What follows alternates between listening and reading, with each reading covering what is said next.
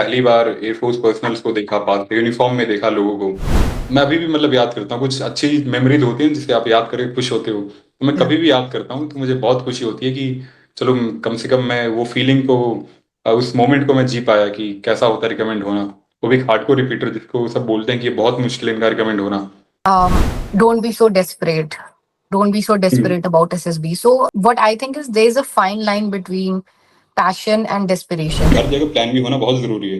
इसका मतलब ये नहीं कि हम डाउट कर रहे हैं, क्योंकि बहुत सारी अनसर्टेन चीजें होती हैं जो हमें नहीं पता, कभी भी हो सकता है कुछ भी। तो उसके लिए हमें प्लान भी रखना बहुत जरूरी है। सिंपली आपको नरेट करना अपना स्टोरी, और बहुत ही लाउड करना है, ऐसा कि असेसर भी एक बार उठ के देखे कि हाँ कौन बोल रहा है। बट वो 4 सेकंड के लिए एक बीच में साइलेंस आता है जब चार बहुत लंबा अचानक है, चार भी नहीं आता, एक आधे सेकंड के लिए मुश्किल से आता है। तो कुछ मैं टाइम। मुझसे पूछता हूँ कि जैसे एसआरटी आती है कि तुम्हारे बाथरूम में सांप है तो तुम क्या करोगे, कि मैं गांव में भी रहा हूँ शहर में भी रहा हूँ, तो सांप कोई इतनी बड़ी चीज नहीं है कि आप उसके लिए ना गेट बंद करके या वो फॉरेस्ट डिपार्टमेंट का वेट करो। आप वाइपर लो, उसको मार दो वहां पे, बस खत्म। इतना छोटा सा टास्क है, तो आपने एसएस में कितना बड़ा बना दिया। तो आप अगर आप कोई एक स्टोरी के एक्शंस के थ्रू एक्सप्लेन कर सकते हैं कि वैट की सॉरी टैट की स्टोरीज कैसी लिखनी है तो वो थोड़े हेल्पफुल होगा एस्पिरेंट्स के लिए। मैं एक इंट्रोवर्ट था शुरू में, बहुत ही ज्यादा प्रॉपर जो होता है। तो मुझे इंट्रोवर्ट से एक्सट्रोवर्ट की तरफ बनने में थोड़ा टाइम लगा। तो मैं रिकमेंड हुआ था, तब भी मैं एक्सट्रोवर्ट तो नहीं था, ऐसा नहीं था कि मैं पूरे ग्रुप को डोमिनेट करके उनको चुप कर देता था, लेकिन हमें इतना हो गया था कि मैं टॉप 3 में आ जाता था। आपको अब प्रायोरिटीज ये देखो, आपको कोई कोचिंग की जरूरत नहीं इसमें। आपको एक एक कॉमन सेंस कि अगर कॉमन कोई सेंस। बंदा ब्लीड कर रहा है यहाँ पे और कहीं किसी की भैंस चली उधर, तो आप पहले किसको प्रायोरिटी में रखोगे। या इसके लिए फिर से कोचिंग की जरूरत नहीं है। आप उनसे पूछो कि if I give the common क्या solution, does anyone have any problem. अगर आप ऐसे सवाल करोगे कोई मना करेगा ही नहीं आप या कि करेक्ट। तब कोई ये नहीं बोलेगा जीटू के सामने कि नो यू डोंट गो। मैं इतने बार जीटू ग्राउंड में गया, मुझे एक स्ट्रक्चर याद नहीं रहा आज तक। हाँ, और पता नहीं वो नॉट वगैरह वहां पे कुछ काम नहीं आता। वहां पे जो आपके अंदर है वही निकलता है। आपको लास्ट तक जाना है। आपको जीटीओ प्रेशर डालते रहता है, लेकिन उनकी सुनो मत। वो टाइम लिमिट नहीं देख रहा, वो आइडियाज देख रहा है कितना कौन दे रहा है नहीं। और फिर उसके बाद असेसर आए, वो एक GTO welcome to the family, we are family now. तो मुझे बहुत अच्छा लगा कि फाइनली मैं जहाँ जाना चाहता था आ गया हूँ यहाँ पे। एचजीटी के बाद मैं उतना कुछ ज्यादा इम्पोर्टेंट मानता नहीं किसी बाकी टास्क को। ये जीटीओ बोलते हैं लेकिन मुझे लगता नहीं कि इम्पोर्टेंट है, क्योंकि सिलेक्शन पीजीटी तक हो चुका है। उसके आगे बस कंफर्म कर रहे हैं। लेकिन फिर भी बाकी को मैं एंजॉय करता था, इंडिविजुअल ऑब्स्टेकल को मैं। तो पर्सनल इंटरव्यू मुझे ऐसा लगता है कि दो काफी प्रिडिक्टेबल होता है बट येट काफी अनप्रिडिक्टेबल होता है। कि अपने फादर की 5 कमियां गिनाओ तो 5 गिना देता है। हम्म। 5 बोला तो गिनाना पड़ेगा। तो हम्म। मुझे पूरा हाइप अप कर रहे थे कि हाँ भाई तेरा हो जाएगा। जीटीओ ने मुझे भी ऐसे ही करा था, हो जाएगा हो जाएगा। तो या मुझे उम्मीद थी, थोड़ी खुशी थी कि अच्छा गया है, देखते हैं क्या होता है। थोड़ा सा हार्ट बीट बढ़ जाता है जब 2-2 घंटे वेट करते हो वहां पे रिजल्ट का, फिर उधर से कोई फाइल लेकर आ रहा होता है, तो अचानक से सब लगता है कि बस भाई, मतलब एक सेकंड में ऐसा लगता है ना कि आपका पूरा जर्नी ऐसे ना एक स्नैपशॉट में से आंखों के सामने से गुजर गया। आप बहुत कुछ फील कर जाते हो कि वो सारा जो भी आप वापस जाते थे बिना टिकट के, वो सारी जर्नी सब एक सेकंड में जैसे आंखों के सामने से गुजर जाता है ना, वो सब फील होता है आपको कि हाँ यार ये इतना कुछ हुआ। जाके अभी मैं उसको याद कर रहा हूँ तो थोड़ा मेरे को से गूज़बम्प आ रहे हैं मेरी मेरे और ये मिलिट्री में अलाउड नहीं होता कहीं भी, तो तुम किसी भी यूनिफॉर्म में सर्व नहीं कर सकते, चाहे आर्मी एयरफोर्स नेवी किसी में भी। तो अगर तुम दोबारा भी ट्राई करोगे तो यही होगा, तुम्हारा अनफिट ही होगे, तो तुम अपना सिविल में ही ट्राई करो मस्ती। तो एनसीओ ने बोला कि मैं ना वो हर बैच में ना वो लगाता हूँ, शर्त लगाते हैं कि कौन रिकमेंड होगा। तो उन्होंने पूछा ग्रुप से कि तुम्हें क्या लगता है कि कौन रिकमेंड होगा कल। तो मेरा पूरा जो बैच था तो मेरा नाम लिया कि हाँ ये लड़का रिकमेंड होगा। तो मुझे ऐसे रियलाइज हुआ कि मुझे अपना जीटीओ ग्रुप नहीं, पूरा एसएसबी का बैच ही मुझे इनको लग रहा है, तो मैं सही लग रहा हूँ कि हाँ ये सबसे डिजर्विंग बंदा है। तो मुझे याद है कि एक बार कहाँ वो एफएसबी देहरादून में मुझे कोई याद भी नहीं कर रहा था कि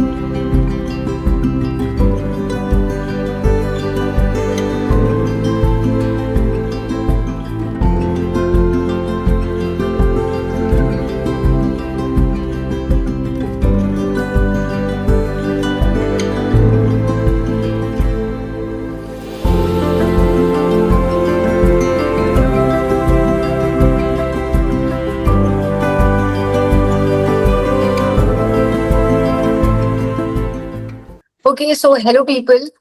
Today we have with us Mayank. Mayank, welcome to the platform. And to begin with, we'd love to know more about you. And if you could briefly introduce yourself, तो हमें आपके बैकग्राउंड के बारे में थोड़ा ब्रीफ आइडिया लगेगा.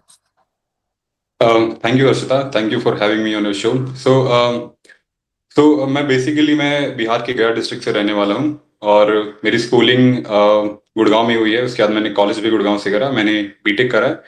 और अपने 12th क्लास में मैंने डिसाइड करा था कि मुझे एनडीए का एग्ज़ाम देना है. और मैंने वहाँ से डिफेंस की जर्नी शुरू की थी अपनी.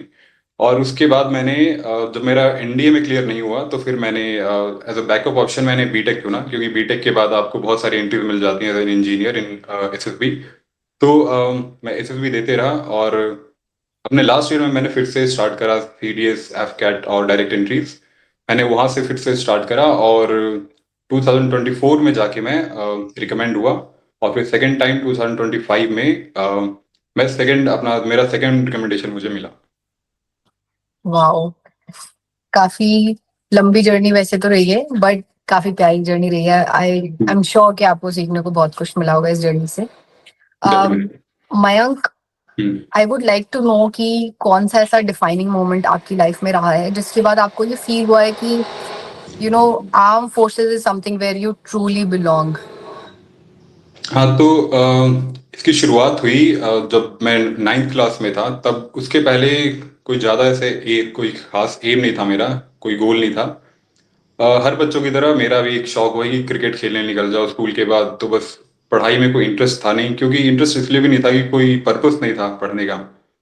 फिर उसके बाद मेरे घर के पास एक एयरफोर्स स्टेशन है, तो किसी वजह से मुझे वहाँ जाने को मिला. और मैंने पहली बार एयरफोर्स पर्सनल्स को देखा, पास से यूनिफॉर्म में देखा लोगों को. मैंने देखा तो बहुत था, लेकिन कभी ध्यान से मैंने उन्हें गौर नहीं करा था. तो इतने पास उन्हें देख के मुझे बहुत ही एक्साइटिंग लगा उनका उनका वो सारा एरिया अंदर का. वो लोग जैसे बात कर रहे हैं एक दूसरे से. तो मेरे अंदर एक क्यूरियोसिटी जागी कि और जानना है मुझे इनके बारे में. फिर घर आके मैं उनके बारे में और रिसर्च करने लगा. यूट्यूब पे, गूगल पे मैंने वीडियोस देखी, ट्रेनिंग एकेडमीज की. तो उससे मेरा और इंटरेस्ट बिल्ड हुआ इस लाइन में. और फिर मुझे पता चला कि अगर हमें फौज में जाना है तो हम 12th के बाद एनडी का एग्ज़ाम दे सकते हैं. तो उसके बाद से मेरा इंटरेस्ट बढ़ते ही गया और मैं और रिसर्च करते गया. और फिर जो कि मूवीज़ होते हैं उनका भी बड़ा रोल होता है हमें मोटिवेट करने में. तो मूवीज़ से भी मैं काफ़ी इंस्पायर होता था. मैंने वो बॉर्डर मूवी देखी थी जो कि आर्मी के ऊपर बेस है. तो उससे भी मेरे को बहुत एक अंदर से एक फ्यूल था मेरे अंदर कि मुझे भी यही यही लाइफ जीनी है मेरे को भी. तो 9th से 12th तक तो मेरा जर्नी ऐसे ही रहा. मैं रिसर्च करते रहा और ज़्यादा जानते रहा, इंटरेस्ट डेवलप करते रहा. फिर 12th क्लास से मैंने अपना अटेम्प्ट देना शुरू करा एनडीए का.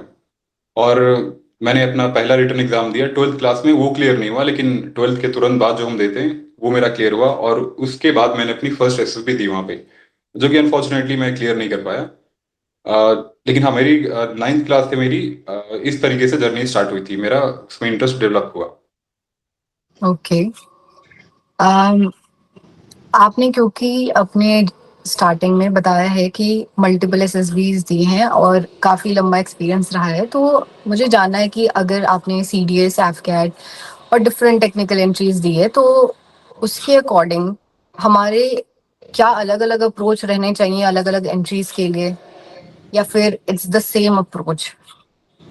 सो अप्रोच मोस्टली सेम ही होता है. कोई भी एसएसबी हो, किसी भी एंट्रीज के थ्रू जाओ. बस एक डिफरेंस ये आ जाता है कि अगर आप रिटर्न में जाते हो तो थोड़ी भीड़ कम आती है, क्राउड कम आता है, तो आपके स्टेज 1 में सिलेक्ट होने के चांसेस थोड़ा बढ़ जाते हैं. तो अगर आप रिटर्न में थोड़ी मेहनत करके जाओ तो आपको थोड़ा सा वहाँ पे लेवरेज मिलता है कि आपको स्टेज 1 में थोड़ा कंपटीशन कम मिलेगा. और अगर आप डायरेक्ट एंट्री से जा रहे हो तो आपका अप्रोच ये होना चाहिए कि आपको थोड़ा ज़्यादा कॉन्फिडेंट होना पड़ेगा, क्योंकि आपका सिलेक्शन मोस्टली आप एक स्टोरी जो स्टोरी लिखते हो और उसको कैसे नरेट करते हो, उस 1 मिनट पे बहुत ज़्यादा चीज़ आपका निर्भर करता है कि आप सिलेक्ट हो गया नहीं. तो अगर आप भीड़ में जा रहे हो बहुत, तो आपको बहुत ही कॉन्फिडेंट होना पड़ेगा. आपको एक बहुत ही प्रैक्टिकल, बहुत ही एक लॉजिकल स्टोरी लिखनी पड़ेगी. और उतने ही अच्छे से आपको उस भीड़ में आपको इतना अच्छा नरेट करना पड़ेगा कि उस भीड़ में भी उन्हें लगे कि हाँ, इनको लेना चाहिए हमें. तो या तो आप मेहनत कर लो रिटर्न एग्जाम में और फिर आके आप वहाँ पे अगर थोड़ा आपने वहाँ पे कुछ इतना अपना बेस्ट भी नहीं दिया स्टेज वन में, तो भीड़ कम होती है, तो इसलिए आपको मौका मिल जाता है आगे जाने का। तो अप्रोच यही रहा कि या तो डायरेक्ट एंट्रीज में आप थोड़ा स्टेज वन पे पब्लिक स्पीकिंग पे ज़्यादा काम करें, या फिर रिटर्न में आप रिटर्न क्लियर करने में थोड़ा मेहनत कर दें। राइट। मयंक, एक क्वेश्चन जो मैं जनरली पूछना चाहती थी, जो मैंने अपने खुद के जर्नी से एक्सपीरियंस किया है, कि काफी लोग ऐसे बोलते हैं कि don't be so desperate, don't be so hmm. Desperate about SSB. So what I think is there is a fine line between passion and desperation in context of SSB. So how the assessors differentiate? क्योंकि मुझे ऐसा लगता है कि if someone who has already worked so tirelessly hard to clear the exam, तो थोड़ा desperate तो दिखेगा ही, because hmm. that person wants that goal to achieve, to be hmm. achieved. तो what do you think कि वो फर्क कैसे पता चलता है एक assessor को from your own personal experiences? तो हाँ, तो वो फर्क असेसर के साथ हमें खुद भी हमें फील होता है कि हम डेस्परेट हैं कि नहीं, डेस्परेट हैं या पैशनेट हैं, भी पता चल जाता है। और एज अ कैंडिडेट मुझे भी पता फील हो गया था कि मैं डेस्परेट पहले था, मैं उसके बाद एक टाइम के बाद मैं डेस्परेट नहीं रहा। तो जो इंसान ओवर इमोशनल है बहुत ज़्यादा, वो चाहे एसएसबी हो कोई भी चीज़ हो, उसमें थोड़ा डिस्प्रेशन आ जाती है। क्योंकि वो फिर एक प्रैक्टिकली नहीं आइडियली देखने लग जाता है चीज़ों को। उसे फिर लगता है कि फौज के बाहर दुनिया है ही नहीं, फौज सबसे बेहतर जगह है, इसके बाहर और कुछ नहीं है दुनिया में, जो कि सच नहीं है। बट क्योंकि वो इमोशनल है, तो फिर उसे ये सच लग रहा है, और इसकी वजह से उसके दिमाग में एक फियर ऑफ लॉस आ जाता है कि इस इतनी अच्छी चीज़ अगर चली गई तो इसके बाद कुछ बचेगा ही नहीं। तो इसे डिस्प्रेशन आता है। और फिर डिस्प्रेशन के बाद आपको, आप बहुत ओवर थिंक करते हो, आप आपके अंदर एक डर आ जाता है। आप साइक का टेस्ट देकर आओगे, बाहर पता चल जाता है कौन डिस्परेट है या नहीं। जो उस भीड़ में जो डरा होगा, चुपचाप खड़ा होगा, उसको पता चल जाएगा कि इसका टेस्ट गया, ये बहुत सोच रहा है, इसका खराब गया होगा या नहीं होगा। जो बंदा मस्त मजाक मस्ती कर रहा है, इधर सबसे बातें कर रहा है, उसका पता है कि हाँ ये अ, इसका कैसा भी गया, ये जो जैसा टेस्ट गया वो भूल चुका है, अब ये आगे का देख रहा है अपना। तो वो बंदा डिस्परेट नहीं होता है। तो एक तो यहाँ से पता चल जाता है, और हमें भी खुद पता चल जाता है मुझे, कि अगर जैसे मेरा टेस्ट कोई खराब गया, तो मुझे फर्क नहीं पड़ा कि जो गया वो गया, उसका मैं कुछ कर नहीं सकता। और ये मैं डिसाइड नहीं कर सकता कि वो टेस्ट खराब था या नहीं। हो सकता है साइक को बहुत अच्छा लगे और वो रिकमेंड कर दे। तो ना इतना सोचना आप बंद कर देते हो, डिस्परेशन अगर नहीं है तो। और अगर डिस्परेट रहते हो तो बहुत ओवर थिंक करते हो, ओवर एनालाइज करते हो कि मैंने 60 SRT नहीं करी तो अब क्या होगा। आप सबसे पूछ पूछ के वैलिडेशन लेते हो कि तुमने करा, अगर तुम उसने भी नहीं करा तो फिर ठीक है, मेरा भी ठीक है। तो बहुत ज़्यादा ओवर एनालाइज करना और बहुत ज़्यादा डरना कि अब खराब हो गया तो अब क्या होगा। तो इससे डिस्प्रेशन दिख जाता है, और असेसर को भी दिख जाता है। आप इंटरव्यू में आप फ्लुएंटली बोल नहीं पाते, बहुत एक बॉडी लैंग्वेज से पता चल जाता है असेसर को। तो स्टार्टिंग में बाकी सब की तरह मैं भी डेस्परेट था, लेकिन एक टाइम के बाद अब टाइम के साथ थोड़ा मैच्योर होते हो। और मेरे लिए मैच्योरिटी कि आप थोड़ा प्रैक्टिकल, इमोशनल से प्रैक्टिकल जब बन जाओ ना, तो वो एक एक साइन ऑफ मैच्योरिटी है मेरे लिए। और मैं भी अब पहले बहुत इमोशनल था फौज को लेके, फिर एक टाइम के बाद अब प्रैक्टिकल बन जाते हो। उसके बाद मुझे इतना डिस्परेशन नहीं था कि मैं फौज में जाना ही है। मेरा था कि ठीक है, मैं ट्राई कर रहा हूँ जब तक हो रहा है। अपने बैकअप का पे भी काम कर रहा था, और उसकी वजह से मुझे इतना फियर ऑफ लॉस कभी फील नहीं हुआ। और इसलिए मैं, जब मैं अनफिट भी हुआ, तो मैं उसको मैं ज़्यादा से डिसहार्टेड नहीं हुआ। और मैंने अपने जो मेरा बैकअप था उसमें मैं अभी अच्छा कर रहा हूँ फिर। राइट मयंक, मतलब मुझे भी यही लगता है कि ड्रीम्स, मतलब ये कहावत भी है कि dream should be fuelled by discipline and not desperation. बिल्कुल। मयंक, आपने एक पॉइंट बहुत अच्छी मेंशन की प्लान बी के बारे में। तो यूजुअली ये लोग मिस आउट कर देते हैं अपनी लाइफ में। लोग सोचते हैं कि हम्म। प्लान ए फौज है और वही रहेगा, there is no hmm. Plan B. ये बहुत हम्म। फेमस कोट है। बट मुझे भी ऐसा लगता है कि प्लान बी होना बहुत जरूरी है अपनी लाइफ में। तो आपका इस पे क्या ओपिनियन है? क्योंकि ऐसे लोग बोलते हैं कि अगर आप प्लान बी रखते हो तो आप भटक रहे हो, आप अपना 100% नहीं दोगे फिर प्लान ए पे। So what is your take on this? क्योंकि फौज के लिए आपको पूरा 100% you have to be in it. हाँ, देखो, ये जो बोलते हैं ना कि प्लान बी रखने का मतलब कि आप डाउटफुल हो, ये सब बातें ना कुछ मोटिवेशनल स्पीकर के मुंह से अच्छी लगती है, और ये रियल लाइफ में प्रैक्टिकल नहीं है बिल्कुल भी। क्योंकि अगर आप चाहे तो फौज को ही देख लो। क्या आपको लगता है कि जब हम सर्जिकल स्ट्राइक करने गए थे तो हमारे पास कोई प्लान बी नहीं होगा? अगर प्लान ए किसी एक्सटर्नल फैक्टर की वजह से कुछ ना एग्जीक्यूट हो पाता, तो क्या हमारे सारे स्पेशल फोर्सेस मतलब वहीं पे छोड़ के आ जाते? ऐसा नहीं होता। हर जगह प्लान बी होना बहुत जरूरी है। इसका मतलब ये नहीं कि हम डाउट कर रहे हैं, क्योंकि बहुत सारी अनसर्टेन चीजें होती हैं जो हमें नहीं पता, कभी भी हो सकता है कुछ भी। तो उसके लिए हमें प्लान भी रखना बहुत जरूरी है। और अगर आप एक एज ए लीडर भी सोच रहे हो फौज में, तो आप ऐसे इमोशनली नहीं सोच सकते कि नहीं, अगर प्लान बी रखने का मतलब कि मैं डेविएट कर रहा हूँ अपने प्लान ए से। ये एक प्रैक्टिकल अप्रोच है, क्योंकि अगर प्लान ए काम नहीं करा, फिर क्या, फिर तो आप कहीं के नहीं रहोगे। तो इसलिए आपको प्लान बी रखना हमेशा जरूरी होता है। और मेरा शुरू से था कि मुझे प्लान बी रखना है, इसलिए मैंने बीटेक इसीलिए लिया था, क्योंकि एक तो मुझे ज़्यादा मौके मिलते हैं वहाँ पे, और दूसरी कि इसके बाद में मुझे एक अच्छा जॉब मिल जाएगा आईटी सेक्टर में। मेरा शुरू से था कि अगर मैं फौज में ना जा पाया, तो मुझे आईटी में ही जाना है वहाँ पे, क्योंकि मुझे एक अच्छा डोमेन लगता था आफ्टर फौज। तो मैं साइमल्टेनियसली वहाँ भी काम कर रहा था और फौज के लिए भी अपना प्रिपेयर कर रहा था। तो वहाँ पे जब इतने साल के बाद वहाँ पे नहीं हुआ, तो मेरे पास कुछ था बैकअप के लिए। मुझे कभी डर नहीं लगता था सुबह से कि अगर मैं आउट हुआ तो फिर क्या करूंगा, क्योंकि मेरे पास ऑलरेडी बहुत कुछ होता था करने को। मुझे फिर और उससे आपको एक फाइनेंशियल फ्रीडम भी आता है। तो मुझे फिर किसी से पैसे नहीं मांगने की जरूरत पड़ती थी आने जाने के लिए, मैं खुद अपना सब ध्यान रख लेता था। तो उससे सबसे पहली बात, तो आपको प्लान भी रखोगे तो आपको एक कॉन्फिडेंस आएगा कि सबसे बड़ी चीज जो आपको कॉन्फिडेंस देती है वो होती है आपकी फाइनेंशियल फ्रीडम। आपके अकाउंट में पैसे हैं, उससे ज़्यादा फ्रीडम, उससे ज़्यादा कॉन्फिडेंस और कोई चीज़ नहीं दे सकती आपको। तो इसलिए प्लान भी रखना बहुत ज़रूरी है। और मैंने इसलिए रखा, इसलिए अभी इतने साल के बाद एक फेल हो गया मेरा प्लान ए, फिर भी मैं अभी ठीक कर रहा हूँ अपने प्लान बी में। तो इसलिए बहुत ज़रूरी है प्लान बी रखना। ये बहुत ही ज्यादा रैशनल डिसीजन रहा आपका। हम्म। ओके, सो अब हम डाइव इन करना चाहते हैं, पूरे एसएसबी जर्नी को अभी हम एक्सप्लोर करेंगे आपके। uh, आप मुझे बताइए dos and don't screening process के क्या होते हैं, क्योंकि टेक्निकल एंट्री है तो भीड़ बहुत ज्यादा होती है, जस्ट हम्म। लाइक एनसीसी और एनी डायरेक्ट एंट्री। तो आप मुझे डूज एंड डोंट्स बताइए, क्या करना चाहिए और क्या नहीं। तो डोंट्स की लिस्ट बहुत ज़्यादा है, बहुत सारी चीज़ें जो नहीं करनी चाहिए। डूज कुछ तीन चार चीज़ें होंगी जो आप कर दो तो हो जाए। तो सबसे पहले तो ओ आई आर से स्टार्ट होता है। तो ओ आई आर देखो, इतना कुछ ज़्यादा कॉम्प्लेक्स होता नहीं, आपको बस कॉमन सेंस लगाना है वहाँ पे, और इसके लिए इतना कोई प्रैक्टिस की जरूरत है नहीं आपको। और वो मटेरियल कहीं है भी नहीं कि आप वो प्रैक्टिस करके जाओ उसमें आपको सेम मिलेगा। हम्म। वो जो S S B O I R में मिलता है वो हमें बाहर कहीं मिलता ही नहीं है कहीं भी। तो हाँ, अगर आप फ्रेशर हो तो थोड़ा आप कहीं से आइडिया ले सकते हो किसी से, और लेकिन वो उतना मुश्किल होता नहीं।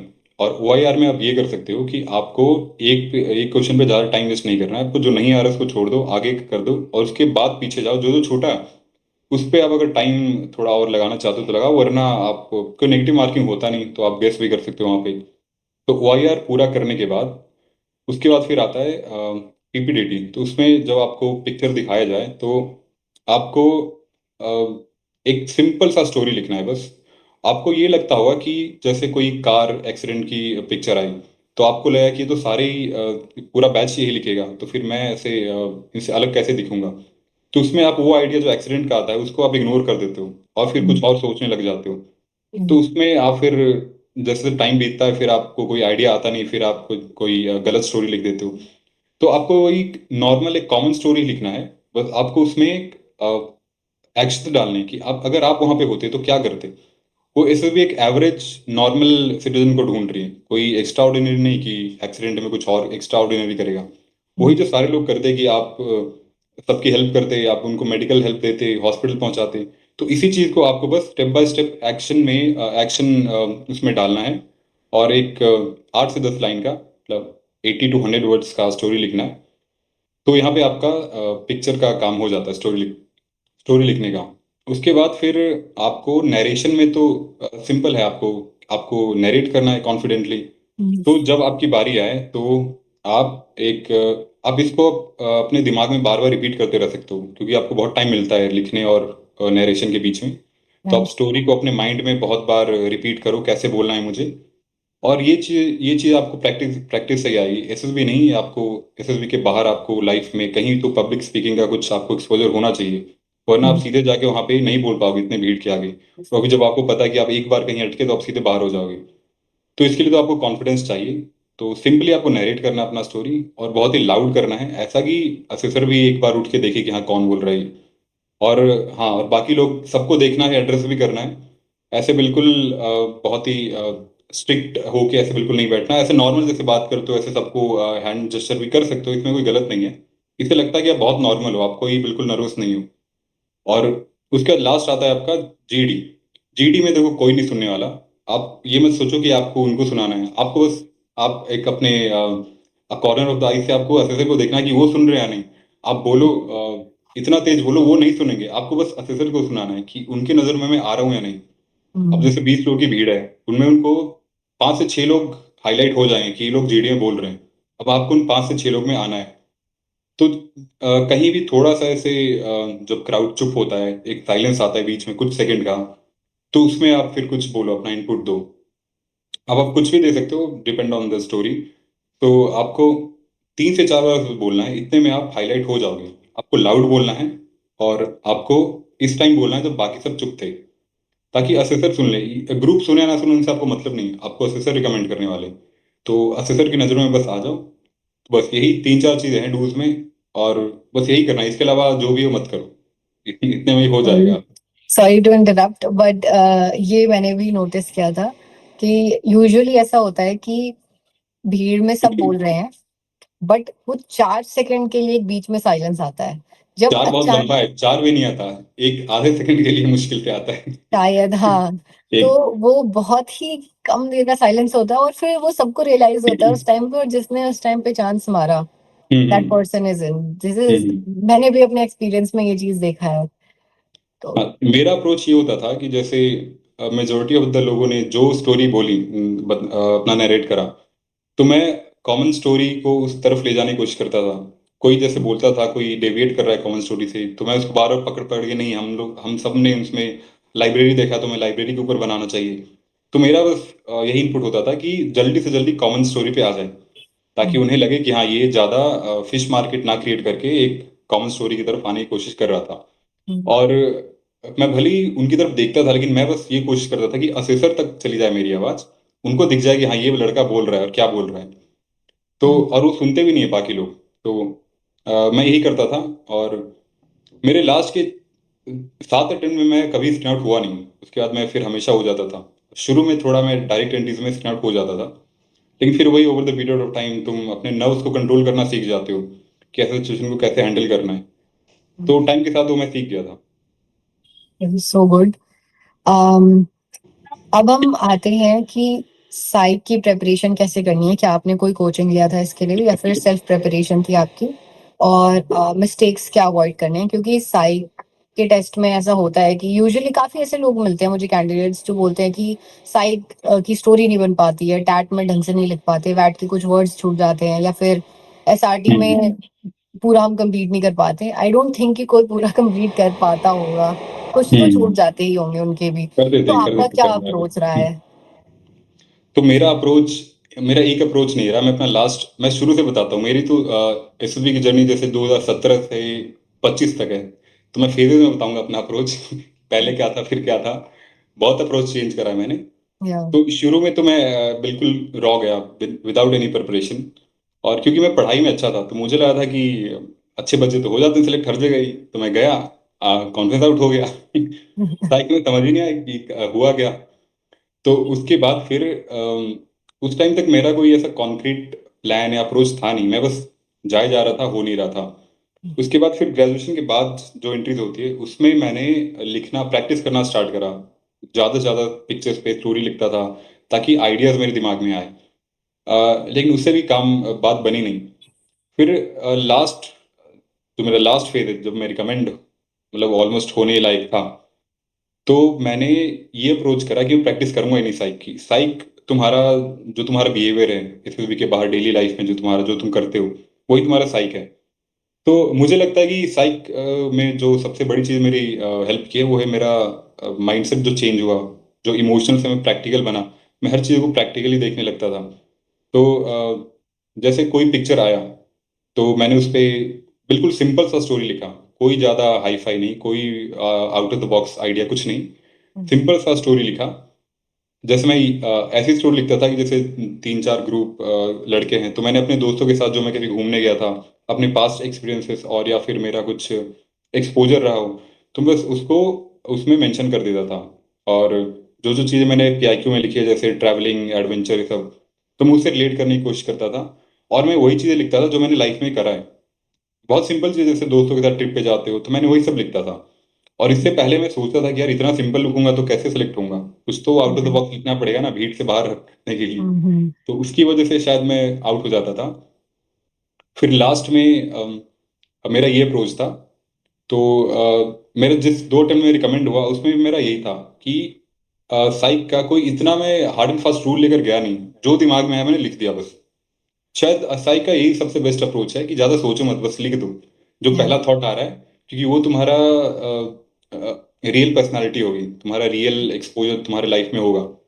और इसके लिए तुम क्या कर सकते हो कि तुम रियल लाइफ में अपना एक्सपोजर ठीक करो।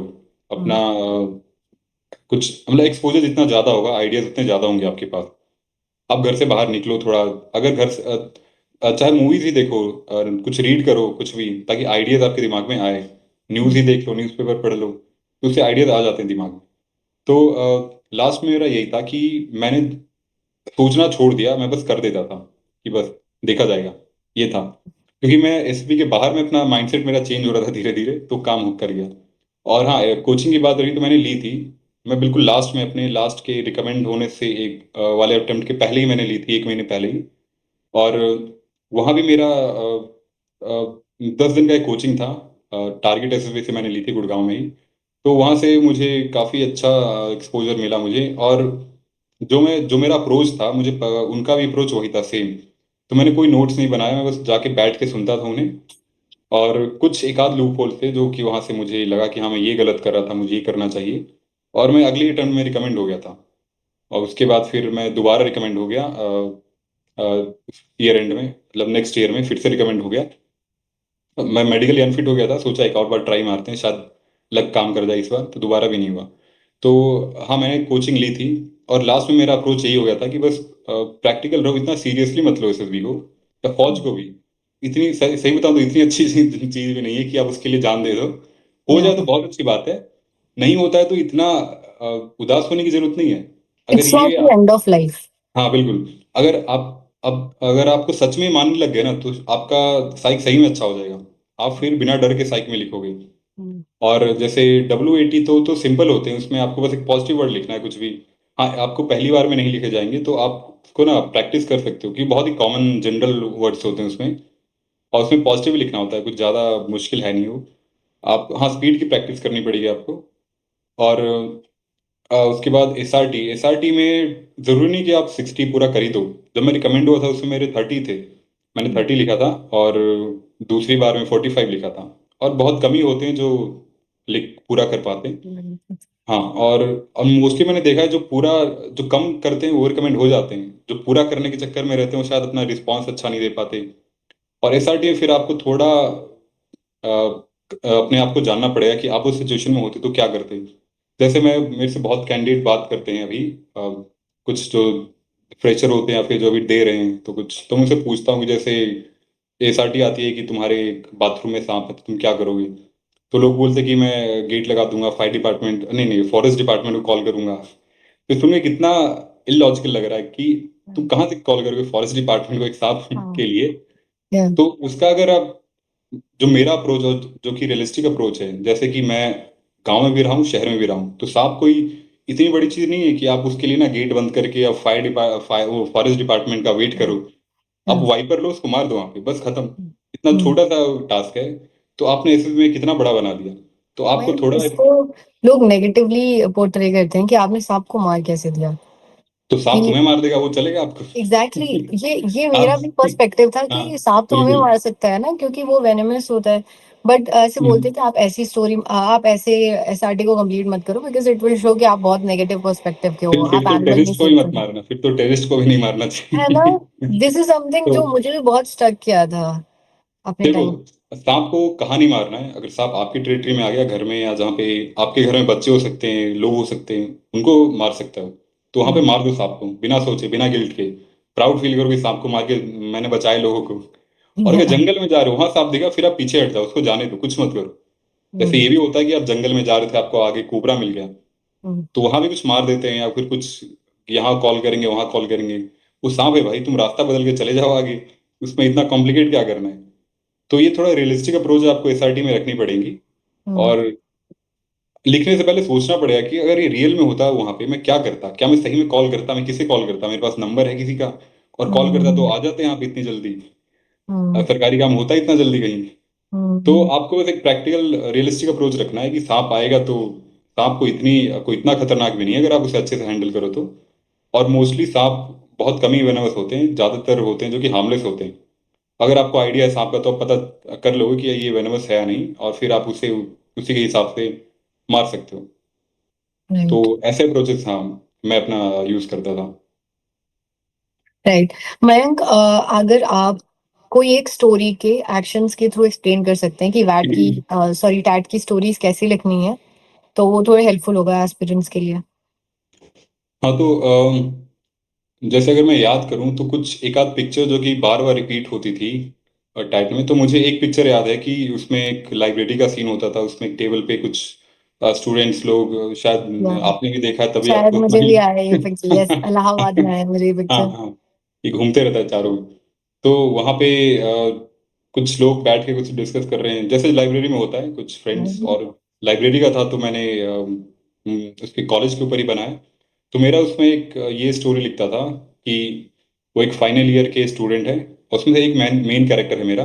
हम्म। तो उनका फाइनल ईयर में जैसे प्लेसमेंट स्टार्ट होने लगता है, तो उसने डिसाइड करा कि हम लोग मिलके एक अपना प्लेसमेंट के लिए प्रिपेयर करेंगे एज अ ग्रुप। तो उनके जब लेक्चर जो भी फ्री होते थे तो उसमें वो एक डिसाइड करते थे कि हम लाइब्रेरी में बैठेंगे। और उन्होंने जो भी कंपनीज आने वाली हैं उन सबका लिस्ट बनाया, और उनके जो भी क्वेश्चंस पूछते हैं जो कि इंटरव्यू में, वो आपको कहीं मिल जाते हैं गूगल पे या कहीं से भी, यूट्यूब से। उससे देखा आपने, आपने अपने टेक्निकल स्किल्स पे काम करा, आपने एक दूसरे का मॉक इंटरव्यू लिया। मॉक इंटरव्यू से होता है कि आपको अपने लूपहोल्स पता चल जाते हैं। तो आपने अपने वीकनेसेस पे काम करा, उसको इम्प्रूव करा। आपके कुछ सीनियर थे जो कि ऑलरेडी सेक्टर में काम कर रहे थे, आपने उनसे कांटेक्ट करा और उनसे गाइडेंस ली कि इंटरव्यू में कैसे हमें आंसर देना है। और फिर कुछ टाइम के बाद आप उन सारे उन पूरे ग्रुप का थोड़ा जो टेक्निकल स्किल था और ओवरऑल प्रिपरेशन बहुत अच्छा हो गया। फिर कंपनीज आनी स्टार्ट हुई, उन्होंने उन्होंने अलग अलग कंपनीज में अपना इंटरव्यू दिया, और उन सबको जॉब मिल गई अच्छी कंपनीज में। उसके बाद जो वही होता है, रिजल्ट मिल गया तो उनको एक सेलिब्रेट करा, उन्होंने ट्रीट दिया एक दूसरे को। और तो कॉलेज में तो यही नॉर्मल करते हैं सारे, मोस्टली यही एक चीज होती है कि लास्ट ईयर में जॉब मिल गई उसके बाद सेलिब्रेट। तो यही अप्रोच मैंने इस एक पर्टिकुलर पिक्चर में मैं हमें हर बार यही स्टोरी लिखता था। हम्म। तो ये एक सैंपल है जैसा कि मैं कैसे अप्रोच करता एक पिक्चर को। तो ये उनमें से बहुत अच्छा एग्जाम्पल दिया आपने, क्योंकि इसमें बहुत सारे ऑब्जर्वेशंस दिख रहे हैं कि आपने अपने पर्सनल लाइफ में क्या ऑब्जर्व किया है। क्योंकि आई थिंक डैड के लिए यही सबसे ज्यादा जरूरी है कि आप स्टोरीज में अपने नॉर्मल स्टोरीज लिखो, रादर देन बहुत सारे एक्शंस पुट करने के चक्कर में वो पता नहीं कुछ।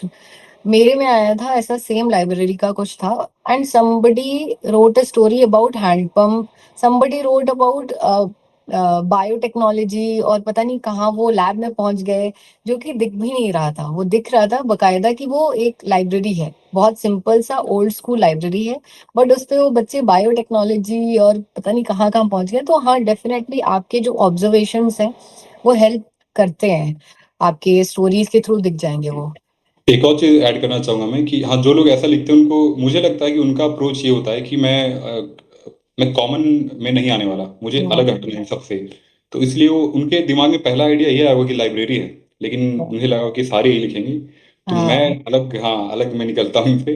तो इस चक्कर में वो दूसरे कोई, अब बायोटेक में क्या ही आइडियाज डालोगे, अगर उसके फील्ड है तो चलो डाल दोगे, लेकिन हम्म। जबरदस्ती लाइब्रेरी को उसमें क्यों बनाना, जो राइट। साफ साफ दिख रहा है उसमें बना दो।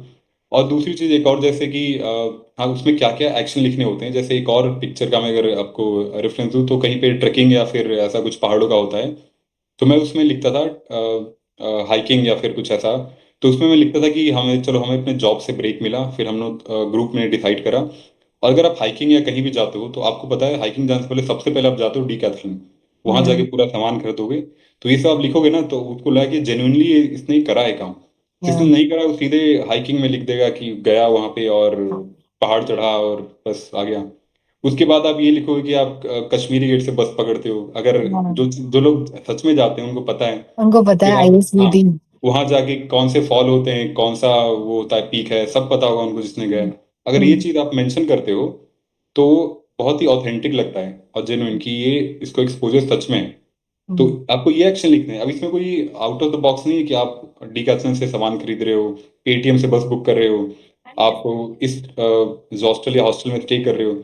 इससे आपको बस ये दिखता है कि इसके अंदर एक्सपोजर है, जो कि एक जरूरी चीज है इसे भी क्लियर करने के लिए। हम्म। तो हाँ, ये भी एक पॉइंट था जो मैं ऐड करना चाहता था। मयंक, आपके ऑब्जर्वेशंस बहुत अच्छे हैं। हम्म। अब हम मूव करते हैं जीटीओ को लेकर। तो हम्म। जीटीओ में आपका एक्सपीरियंस कैसा रहा? क्योंकि ये थोड़ा आउटडोर एक्टिविटी होता है, हम्म। आपको एक्ट करने का मौका मिलता है। अभी तक आप सिर्फ लिख रहे थे या बोल रहे थे, यहाँ पे आप प्रॉपर एक्ट कर सकते हो। क्योंकि जो जीपी होता है या फिर टीजी एचजीटी होता है, पीजीटी होता है, तो उसमें आपका एक्सपीरियंस कैसा रहा? क्या जीपी में आप एक कॉमन स्टोरी पर आ पाए प्रायोरिटी वाइज, या फिर आप जो भी आपके एक्सपीरियंस रहे हैं, आप बस ओपन एंडेड तरीके से बता सकते हो उसको। तो ग्राउंड टास्क में मैं शुरू से बहुत अच्छा था। और तो शुरू में सबसे पहला टास्क था मेरा जीडी। तो जीडीज मेरा शुरू में उतना अच्छा जाता नहीं था, क्योंकि मैं एक इंट्रोवर्ट था शुरू में, बहुत ही ज्यादा प्रॉपर जो होता है। तो मुझे इंट्रोवर्ट से एक्सट्रोवर्ट की तरफ बनने में थोड़ा टाइम लगा। तो जब मैं रिकमेंड भी हुआ था तब भी सॉरी, तो जब मैं रिकमेंड हुआ था तब भी मैं एक्सट्रोवर्ट तो नहीं था। ऐसा नहीं था कि मैं पूरे ग्रुप को डोमिनेट करके उनको चुप कर देता था, लेकिन हमें इतना हो गया था कि मैं टॉप 3 में आ जाता था। किसी भी जीडीज में मैं टॉप 3 में होता था। तो जीडीज के लिए आपको सबसे जो इम्पोर्टेंट चीज़ है, आपके दिमाग में जितने आइडियाज होंगे, आप इतना कॉन्फिडेंट फील करोगे जीडीज में जाने से पहले ही। तो उसके लिए एक ही तरीका है कि आप न्यूज़पेपर रीड करो। चाहे आप कहीं से भी, चाहे आप यूट्यूब से भी कोई करंट अफेयर देखो, पर अप टू डेट रहो जो भी चल रहा है आपके आसपास। जितने ज्यादा आइडियाज होंगे उससे आपको बेनिफिट जीडी में मिलेगा, लेक्चरेट में मिलेगा, और इंटरव्यूइंग ऑफिसर के सामने भी मिलेगा। तो एक ये एक हॉबी है जिससे आपको बहुत जगह फायदा मिल सकता है। तो जीडी तो ऐसे निकल जाता था मैं। अ, वही अप्रोच जैसा पीपीटी में था कि जब सब चुप हो तो, और हाँ, जैसे स्टार्ट होता है तो आपको फर्स्ट 3 में तो होना ही है। आप स्टार्ट करो, आप कि आप ही स्टार्ट करो पहले नंबर पे, नहीं तो दूसरे पे, तीसरे पे तो आ ही जाओ आप। और हर आप देखो कि एक एक बार सबने बोल लिया तो एक बार आप, मतलब हर साइकिल में आप एक बार जरूर बोलो, या जैसे सब बोल रहे हैं। तो इसमें आपको अगर आपको कुछ जैसे बहुत कुछ कंटेंट आ नहीं रहा है तो आप दूसरों का सुनो। थोड़ा सा आधा उसका आधा उसका उठा उठा के, जब क्योंकि कुछ टाइम बाद तो भूल जाते हो उन्होंने क्या बोला, आप उनको जोड़ उड़ के अपना नया कंटेंट बना के। क्योंकि मैं बहुत ऐसे रीडर में, एविड रीडर नहीं हूं मैं। कोशिश करता था लेकिन न्यूज़पेपर में रेगुलर रीड नहीं कर पाता था। तो मेरे को करंट अफेयर की इतनी ज्यादा डीप नॉलेज नहीं होती थी, तो मैं यही करता था कि उनके भी आइडियाज लेके थोड़ा बहुत इधर उधर से लेके जोड़ के एक अपना कुछ बोल दिया। तो इससे भी काम चल जाता है। फिर आता है सेकंड जीडी होता है, वो तो एक कोई सोशल इश्यूज पे होता है। तो वो आपको, आपने ऑब्जर्व करा होगा बचपन से जो जो आपके समाज में चल रहा है, तो आपको वही बस आइडियाज देने होते हैं। तो आपको जो सही लगता है, आपको एक लीड सही नहीं होता है और बाकी गलत, मतलब तीनों ही सही होते हैं, बस आपको एक स्टैंड लेना है किसी एक पे। और उसी पे अगर उसने पूछा है कि which one is according to you, अगर उसने जीटीओ ने पूछा है वन, तो आपको एक पे स्टिक रखना है। आपको ध्यान से सुनना पड़ेगा। अगर वो ओपन एंडेड है, मतलब आप तीनों में से किसी को भी सपोर्ट कर सकते हो, तो तीनों पे बोलो। तो आपको जो सही लग रहा है उस लीड को फॉलो करो। फिर आता है जीपी में आपको प्रायोरिटी सेट करनी है आपको। अब प्रायोरिटीज ये देखो, आपको कोई कोचिंग की जरूरत नहीं इसमें। आपको एक एक कॉमन सेंस कि अगर कॉमन कोई सेंस। बंदा ब्लीड कर रहा है यहाँ पे और कहीं किसी की भैंस चली गई उधर, तो आप पहले किसको प्रायोरिटी में रखोगे? या इसके लिए फिर से कोचिंग की जरूरत नहीं है। आप तो फर्स्ट और फोर्थ तो यही होता है हमेशा। ये दो इश्यूज तो होते ही हर बार कि कोई बहुत ही अर्जेंट नीड में है, और लास्ट में एक किसी का जानवर कहीं ना कहीं खो जाता है। तो फर्स्ट फोर्थ तो यही हो गया। अब बीच में दो जो है, वो आप देखो कि जहाँ लॉस ज्यादा कहाँ हो रहा है। कहीं कोई ट्रेन डिरेल कर रहा है तो वहां पे ज्यादा लोग की जान खतरे में। लेकिन देखो ट्रेन क्या शाम को हो रहा है और एक दोपहर को पहलू से दूसरा कोई इंसिडेंट हो रहा है, तो ऐसे प्रायोरिटाइज कर सकते हो।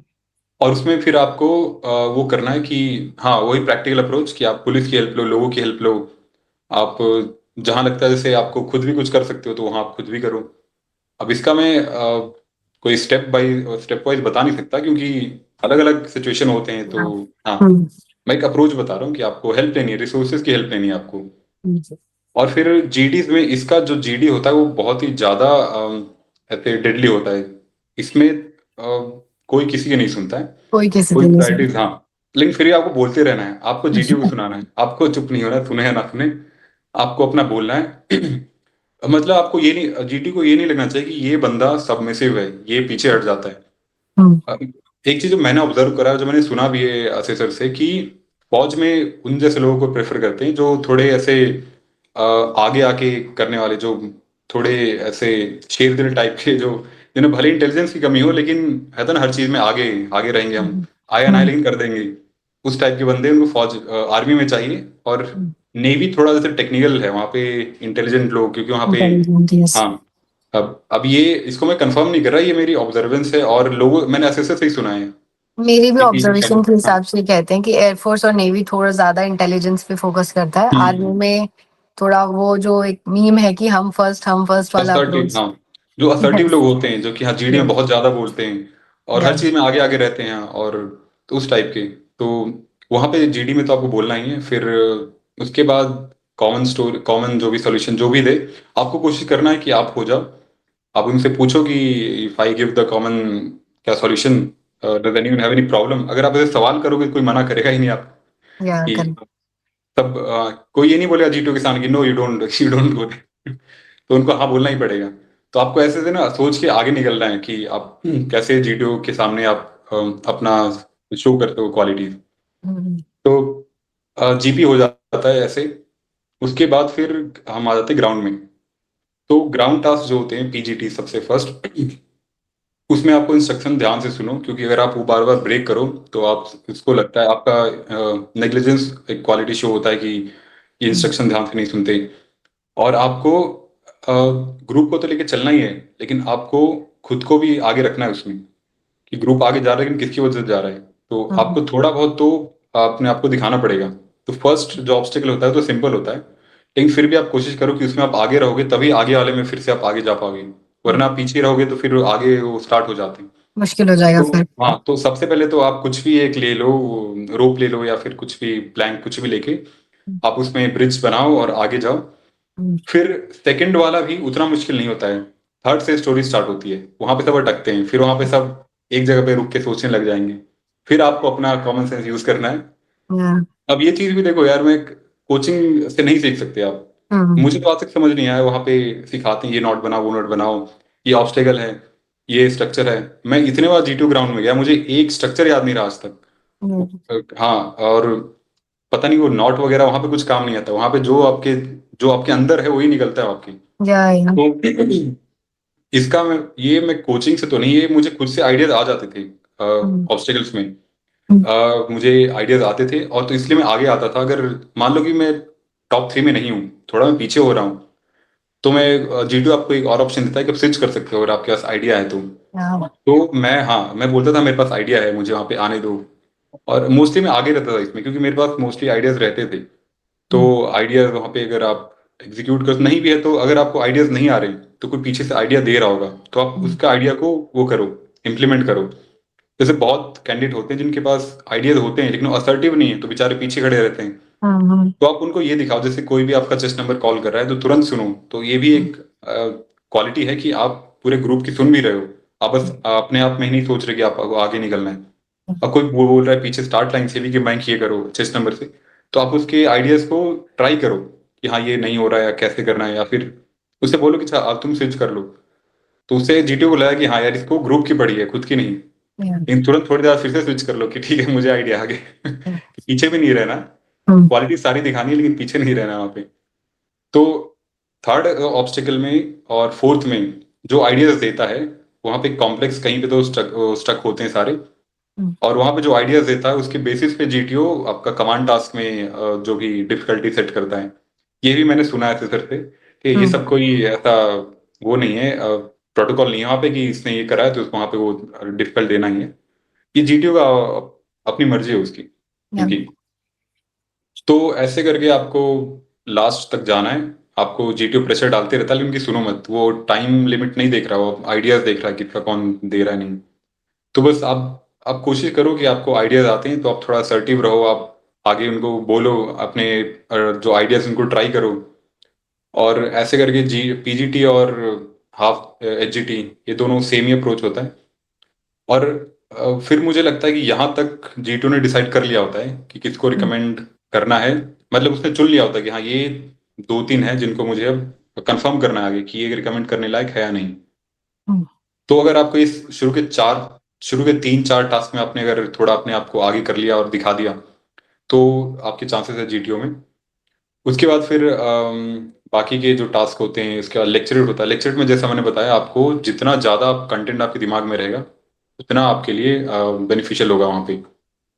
तो आप रीड करो, उसके लिए रीड करो या फिर यूट्यूब से करंट अफेयर देखो, जहाँ हम्म, से हो सके आप बस कंटेंट अपने दिमाग में डालो। हम्म, और जब आपके पास आइडिया नहीं होता है तो आपको 3 मिनट बहुत लंबा लगता है, लेकिन जब आपके दिमाग में बहुत सारे कंटेंट है तो आपको 3 मिनट छोटा पड़ता है, फिर आपको सब उसी में समराइज करना पड़ता है। हम्म, तो हाँ, ये आपको रीडिंग से, आपका लेक्चर सिंपली आपको रीडिंग से ही आपकी ठीक होगी। हम्म, और फिर आ जाता है आपका कमांड ऑब्स्टिकल, इंडिविजुअल ऑब्स्टिकल। हाँ, वो तो मैं उनको देखो, एचजीटी के बाद मैं उतना कुछ ज्यादा इम्पोर्टेंट मानता नहीं किसी बाकी टास्क को। ये जीटीओ बोलते हैं लेकिन मुझे लगता नहीं कि इम्पोर्टेंट है, क्योंकि सिलेक्शन हम्म, पीजीटी तक हो चुका है, हाँ, उसके आगे आप बस कंफर्म कर रहे हैं। हम्म, लेकिन फिर भी बाकी को मैं एंजॉय करता था। इंडिविजुअल ऑब्स्टेकल को मैं, तो उसमें मुझे फन अच्छा होता लगता है। था, हाँ हाँ, कूदना फानना मुझे अच्छा लगता था, तो मैं वो करता था। कोशिश करो ज्यादा से ज्यादा करो, और रूल कहीं ब्रेक ना करो, हम्म, इंस्ट्रक्शन ध्यान से सुनो। उससे भी उनको लगता है कि बहुत ऑब्जर्वेंट है, या आपको क्वालिटीज शो करनी पड़ती है धीरे धीरे। अगर आपको जैसे क्राउड से थोड़ा अलग दिखना है तो, कि इन इस पूरे ग्रुप में, स्नेक रेस में सब रूल ब्रेक कर रहे हैं, ये बंदा अकेला है जो खुद भी नहीं कर रहा और दूसरों को भी बार बार वार्न कर रहा है, तो ऐसे हम्म, आप थोड़ा, हाँ, और उसमें आगे रहो हमेशा। अगर अगर आपको लग रहा है किसी को हेल्प की जरूरत है तो उसको हेल्प करो, अगर आपको जरूरत है तो आप दूसरे की हेल्प लेके आगे बढ़ो। तो मतलब ग्रुप में आपको हर तरीके से आपको एज अ रिसोर्स काम आना है। तो बाकी के टास्क तो एक फन एक्टिविटी है, मैं तो यही मानता हूँ। उस पे मैंने ज्यादा इतना सोचा नहीं कि मेरा अच्छा गया खराब, उसमें अच्छा खराब जैसा कुछ है ही नहीं, उसमें आपको बस एक ग्राउंड में कूद फान कर रहे हो तो उसमें क्या ही सोचना है इतना। कमांड टास्क में फिर, हाँ, उसमें फिर आपको जैसा टास्क मिला तो उसके बाद फिर आपको वहाँ पे रिसोर्स जो आपके सबॉर्डिनेट है उनको बस ऑर्डर नहीं देना है, आपको आगे आके काम करना है, उनको फिर आइडियाज अपने एग्जीक्यूट करने हैं, उनको भी हेल्प करना है, मतलब आपको लीड करना है। बस उसके बाद शायद लास्ट एक होता है कुछ, वो तो किसी काम का होता नहीं, बहुत जीटी तो स्किप ही कर देते हैं, तो हम्म, यही होता फाइनली, था यही, हाँ। हम्म, तो जिसका एक्सपोजर है थोड़ा बाहर का, जिसको आइडियाज हैं कि काम कैसे कैसे होता है, जिसने कुछ होता है ना, जो किताब से बाहर भी कुछ करा है जिन्होंने, तो उनका जीटीओ अच्छा जाता है। तो यही प्रोसेस, और जीटीओ मुझे लगता है उसमें मोस्टली रिकमेंड कर देते हैं, क्योंकि वो आपके पर्सनालिटी के सबसे आउटर लेयर को जज करते हैं, जो कि, हाँ, जो कि इतना मुश्किल नहीं जितना साइक है। तो जीटी वो एक एज अ फन एक्टिविटी, आप जाओ वहाँ पे, आप थोड़े बहुत कुछ प्रिपेयर होके जाओ, बाकी एंजॉय करो। और यही करता था मैं, और जीटीओ मेरा अच्छा ही जाता था। हम्म। और ये भी जरूरी है कि आप मतलब अगर फौज की तैयारी कर ही रहे हो तो थोड़ी फिजिक की तो ध्यान रखो, क्योंकि हम्म। कुछ as a female candidate I have seen multiple aspirants candidates जो आते हैं और वो काफी सारे टास्क कर ही नहीं पाते हैं अपने फिजिक की वजह से। तो मुझे ऐसा लगता है कि आपने जिस दिन सोचा फौज के बारे में उस दिन से शुरू कर दो फिजिकल एक्टिविटी। बिल्कुल, हाँ, ये आपको करने की जरूरत नहीं पड़ेगी, आपको खुद से आपकी एक हॉबी बन जाएगी कि मुझे फिट तो रहना ही है। फिट रहना है। इसमें जो लोग जो जिम फ्रीक होते हैं उनको की मजबूरी नहीं है, वो अब चाह के भी नहीं रोक सकते खुद को, वो जाके ही रहेंगे। अब वो जिम ना जाए ना, तब उनको थोड़ा एंजाइटी होने लगी कि अब नहीं जा रहा हूँ। तो ये गिल्ट आपके हो जाएगा। आपके अंदर अपने आप आ जाएगा, आपको ये करने की जरूरत नहीं कि फौज में जा रहा हूँ तो मैं फिजिकल फिटनेस पे ध्यान दूं। ये आपको अंदर से आएगा, मुझे और फिट होना है और फिट होना है, और आप खुद डिसिप्लिन बन जाते हो इसमें। तो हाँ, ये भी जरूरी है, इससे आपकी एक प्लस पॉइंट होता है आपकी पर्सनालिटी में कि आप अपने फिजिकल फिटनेस को भी ध्यान देते हो, जो कि ऑफिसर बनने के लिए बहुत जरूरी है। तो हाँ, इसका भी ध्यान रखना चाहिए सबको। आपको बहुत ही ज्यादा फिट नहीं, लेकिन आप बहुत ज्यादा अनफिट भी मत दिखो, कि ओवरवेट मत रहो, वरना उस पे फिर आप खुद को डिफेंड नहीं कर पाओगे कि अगर आपको फौज में जाना है तो फिर ध्यान क्यों नहीं दे रहे अपने फिटनेस पे। तो जनरली फिट रहो बस। मयंक, अब now we'll move towards personal interview. तो पर्सनल इंटरव्यू मुझे ऐसा लगता है कि दो काफी प्रिडिक्टेबल होता है बट येट काफी अनप्रिडिक्टेबल होता है, हम्म। क्योंकि वो इंटरव्यूइंग ऑफिसर पे डिपेंड करता है वो कैसे टाइप के क्वेश्चन पूछेंगे. So I just wanted to ask कि कोई ऐसे इंटरेस्टिंग क्वेश्चंस जो उन्होंने पूछे, तो just walk us through your interview process. हाँ, तो इंटरव्यू काफ़ी ज़्यादा अनसर्टेन होता है क्योंकि आपको कोई आइडिया नहीं कि वो क्या पूछ दे. स्टार्टिंग तो सबका वही होता है कि आपसे कुछ जैसे आपको हाई लेवल पे पता है कि आपका एजुकेशन, फैमिली और आपके जॉब, इन सब के रिलेटेड क्वेश्चंस पूछेंगे. लेकिन जब आप उसमें आंसर देना स्टार्ट करते हो तो उससे जो काउंटर क्वेश्चन आते हैं वो बहुत अनसर्टेन होते हैं. अब आप क्या बोल दोगे उन्हें और उनसे क्या सवाल पूछ देंगे, तो उनके लिए आपको प्रिपेयर रहना पड़ता है. तो आप अब इसके लिए ना आप खुद को जानने की कोशिश करो. खुद को, आपके वीकनेसेस, आपके स्ट्रेंथ, आप क्या सोचते हो. आपको थोड़ा खुद पे वो सेल्फ एनालिसिस करना पड़ेगा कि आप किस तरह के इंसान हो, किस सिचुएशन में आपने. और फिर आप अपने फैमिली को जानो, फैमिली के सारे लोगों को, अपने आसपास जितने भी लोग हैं, अपने जॉब में सब चीज आपको बहुत ही ऑब्जर्वेंट बनना पड़ेगा. और आपको हर चीज जाननी पड़ेगी अपने आसपास जितने हैं. जो दूर की हैं उनको जानने की जरूरत नहीं. आपकी टीम में कौन है, आपके घर में कौन है, वो क्या करते हैं, आप आपके दोस्त क्या करते हैं, इन सब की तो नॉलेज आपको रखनी पड़ेगी. तो अब इसके लिए आपको क्या करना है वहाँ पे कि आपसे इंटरव्यू पूछता है हर चीज में कि आपने यही क्यों करा, आपने ये कॉलेज क्यों लिया, आपने ये कोर्स क्यों लिया. तो वो ये चेक कर रहा है आपकी मेच्योरिटी की, आपकी रीजनिंग क्या थी. एक रीजनिंग ऑयल की होती है हमारी, फैक्टर वन में शायद. तो वो क्यों से वही चेक कर रहा होता है कि आपने ये डिसीजन लेने से पहले लाइफ में आपकी रीजनिंग क्या थी. आपने ये कॉलेज क्यों लिया, बाकी क्यों नहीं लिया. तो आपको वहां पे मैच्योर आंसर देना पड़ेगा. आपको दिखाना पड़ेगा कि मैंने बस ऐसे ही नहीं ले लिया कि सब लोग ले रहे हैं तो मैंने भी ले लिया. तो जैसे इसमें आपको, अब जैसे मैं प्राइवेट कॉलेज लेता तो ऑब्वियसली आईआईटी एनआईटी इसके कंपेयर में तो प्राइवेट का कोई स्टैंड नहीं है. तो लेकिन फिर भी मैं ऐसा नहीं दिखाता था कि नहीं मेरे को वहां पे एडमिशन मिला नहीं इसलिए मैंने वहां पे चला गया. तो मैं उनको दिखाता था कि हाँ मैंने ट्राई करा, मेरा जेई मेंस क्लियर हुआ, एडवांस नहीं हुआ और मेंस में मेरे रैंक अच्छे नहीं आए. तो फिर मेरे पास ऑप्शन थे प्राइवेट. फिर प्राइवेट में मैंने, ऐसा नहीं कि मुझे यहीं एडमिशन मिला मिला मैंने ले लिया. मैंने खुद चुना उस कॉलेज को क्योंकि उसमें आपका बेनिफिट गिना वहाँ पे कि ये बेनिफिट है वहाँ पे. और मैंने ये कोर्स इसलिए लिया, मैंने कम्युनिकेशन इसलिए लिया क्योंकि इसमें आर्मी में भी इसका यूज है, सिग्नल्स, कोर ऑफ सिग्नल्स में. तो और मेरा इंटरेस्ट था. तो आपको वो जो भी सवाल पूछे आपको उसके पीछे एक रीजनिंग देनी है कि मैंने बहुत सोच समझ के किया है और ये सही डिसीजन है, ये गलत नहीं है. वो हो सकता है पूछे कि अरे अब तो वहां तुम आईटी में हो फिर क्यों लिया. फिर भी आपको डिफेंड करना है कि इसलिए लिया क्योंकि मुझे फौज में जाना था, बैकअप था मेरा. तो उसको कहीं भी ऐसा नहीं लगना चाहिए कि ये बंदा लाइफ इसको कंट्रोल कर रहा है. ये लाइफ को कंट्रोल कर रहा है, अपने आसपास जो भी इसकी चीज चल रही है इसकी मर्जी से चल रही है. ये ऐसे फ्लो में नहीं बह जा रहा है कि यहाँ एडमिशन मिल गया, ये कॉलेज ले लिया, इस शहर में रह रहा है. उसे लगना चाहिए कि इसके माइंड में सब एक रोड मैप बना हुआ है और उसको फॉलो कर रहा है ये. उससे एक लगता है कि हाँ ये बंदा रीजनिंग इसकी सही है और एक मैच्योरिटी के साथ अपनी लाइफ को लीड कर रहा है. तो आपको हर क्यों का ना सवाल जवाब ना प्रिपेयर रखना पड़ेगा कि आपने क्यों किया. क्योंकि मोस्टली होते हैं कि उनको एडमिशन जहां मिला ले लिया क्योंकि यहीं मिल ही रहा था, कहीं मिल ही नहीं रहा था. मेरे साथ भी यही होता है. लेकिन आपको बताना पड़ता है वहां पे, आपको थोड़ा डिप्लोमेट होना पड़ता है कि इस कॉलेज में ही क्यों मैंने एडमिशन लिया. और आपको ज्यादा कंप्लेंट्स नहीं करनी है कहीं की भी. मतलब कम उसको थोड़ा ज्यादा हाईलाइट मत करो. जैसे पूछता है कि अपने फादर की 5 कमियां गिनाओ तो 5 गिना देता है. 5 बोला तो गिनाना पड़ेगा. जरूरी थोड़ी 5 है ही. हो सकता है कि बोलो सर मेरे फादर की कोई कमी नहीं, हाँ एक लगती है वो छोटी सी. तो उसको लगता है कि नहीं से वो बता रहा है, मैंने 5 पूछा तो 5 बता दिया, 7 पूछा तो 7 बता देता. तो ऐसा नहीं लगना चाहिए. आप पॉजिटिव आप कितने भी बताओ, नेगेटिव पे ज्यादा फोकस मत करो, किसी की कहीं भी कंप्लेन मत करो. जैसे पूछते हैं कि आपकी जॉब में क्या वो आप ऑलरेडी जॉब कर रहे हो फिर आर्मी में क्यों आना है, तो बोलते सर वो तो 9 to 5 तो बहुत बोरिंग जॉब है, उसमें ये नहीं हो. तो तुम जिस जॉब में अभी तुम्हारा लाइवलीहुड चल रहा है तुम उसको कंप्लेन क्यों कर रहे हो. और अगर तुम किसी एक जॉब में अगर तुम वहां पे सरवाइव नहीं कर पा रहे, तुम वहां से भागना चाहते हो, तो ये उस जॉब की कमी नहीं है, उस जॉब की दिक्कत नहीं है, तुम्हारे माइंडसेट की दिक्कत है. तुम फौज से भी भागोगे ऐसे ही. जो बंदा फौज में सरवाइव कर सकता है वो कहीं भी सरवाइव कर लेगा, चाहे 9 to 5 हो, डेस्क जॉब हो, कहीं भी वो कर लेता है. तो आपको दिखाना है कि हाँ ये जॉब भी मेरा, मैं यही करता था कि मेरा जो मैं जॉब कर रहा हूँ वो भी बहुत अच्छा है. लेकिन क्योंकि ये मेरा एक ड्रीम था बचपन का तो मैं वहां भी ट्राई करना चाह रहा हूँ. अगर वहां नहीं होता है तो फिर मेरे पास एक दूसरा ऑप्शन है. तो मेरे लिए विन विन सिचुएशन है. तो मैंने उनको कहीं ऐसा नहीं दिखा था कि मैं डेस्परेट हूँ बहुत ज़्यादा। और अ, मैं बस बस पॉजिटिव बातें जो भी मेरे पॉजिटिव थे लाइफ के वो दिखाता था कि मेरी लाइफ बहुत अच्छी है। और दिखाना नहीं, आपको सही में करना ही पड़ेगा कि हाँ आप खुश हो अपनी लाइफ में। ये होता था। हम्म। ओके। मयंक, अभी मुझे ये जानना है कि you got recommended in which attempt? Tell us about that, and how was the recommendation moment?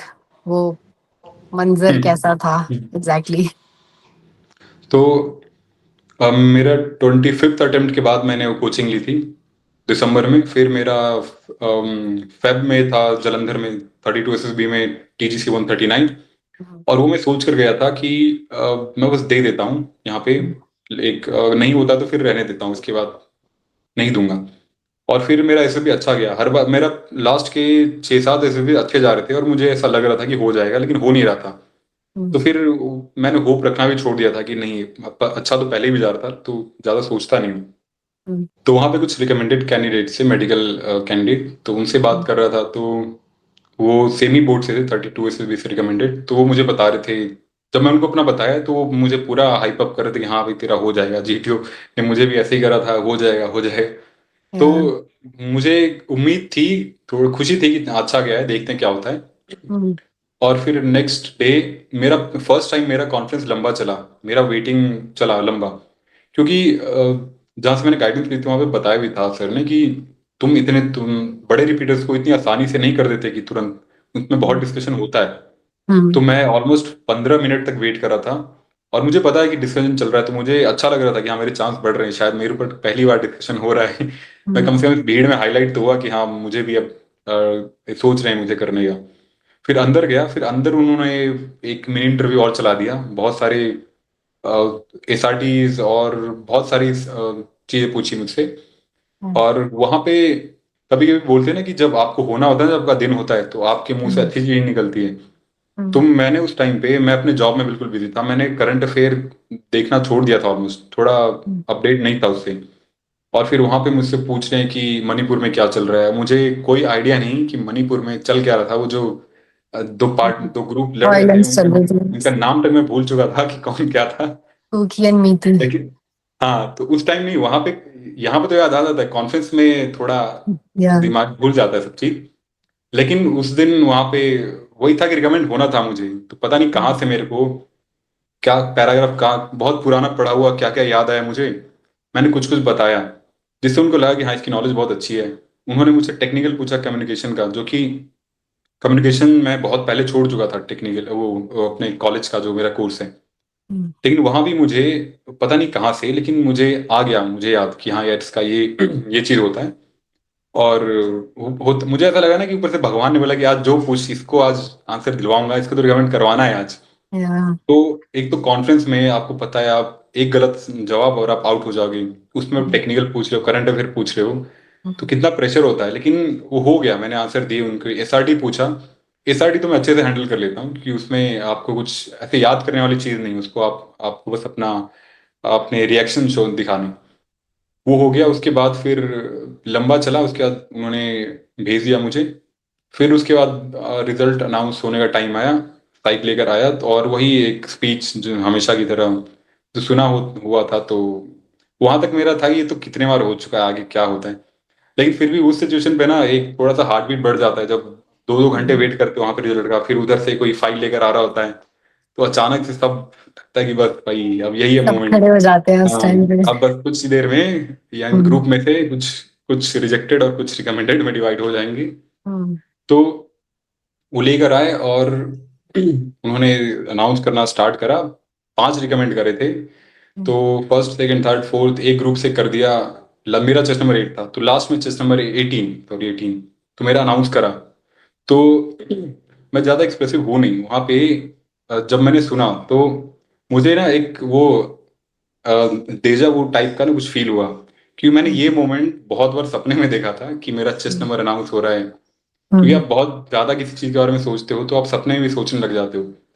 तो बहुत बार होता था कि मैं मेरा चेस्ट नंबर अनाउंस हुआ, उसके बाद मेरी नींद खुल गई, फिर मैं बहुत बुरा लगता था कि तो सपना था यार। मुझे बहुत खुशी हुई। और मेरा एक फ्रेंड था जो कि मेरे से साथ पहले भी रह चुका है, अभी भी टच में है। तो वो बताता है कि तेरा रिएक्शन क्या था वहाँ पे। मेरा रिएक्शन था सिंपल, मैं खड़ा हुआ और कोई ज़्यादा इमोशंस शो नहीं करे। कुछ थे जो थोड़ा इमोशनल हो जाते हैं, कुछ रोने लग जाते हैं, लेकिन मैं बिल्कुल नॉर्मल गया और खड़ा हो गया, अपना चेस्ट नंबर लिया प्लस।